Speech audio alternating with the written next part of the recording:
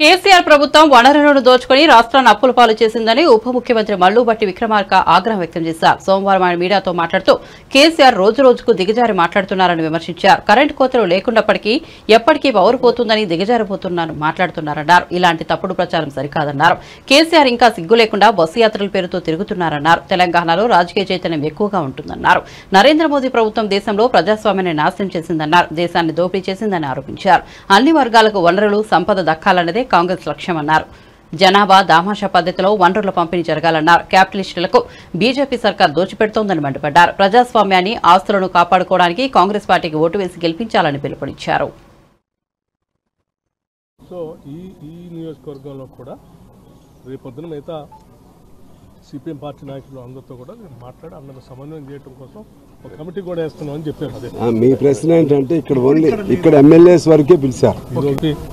మమ్మల్ని ఎలా చేయాలని చెప్పి కొద్దిమంది విద్యార్థులు ఆయా పార్టీలకు ఇచ్చినటువంటి ఎలక్ట్రల్ బాండ్స్ ద్వారా స్పష్టంగా అర్థమైంది. దొంగచాటుగా చేసేటువంటి అవినీతి ఏంటనేది ఒక దెబ్బకి బయటకు వచ్చేసింది. ఇంకా దాని తర్వాత మాట్లాడటానికి ఏముంది? ఈ దేశంలో అవినీతి పార్టీ అతిపెద్ద అవినీతి పార్టీ ఏదైనా ఉంటే భారతీయ జనతా పార్టీ, తర్వాత బీఆర్ఎస్ పార్టీ రెండే కనపడ్డాయి.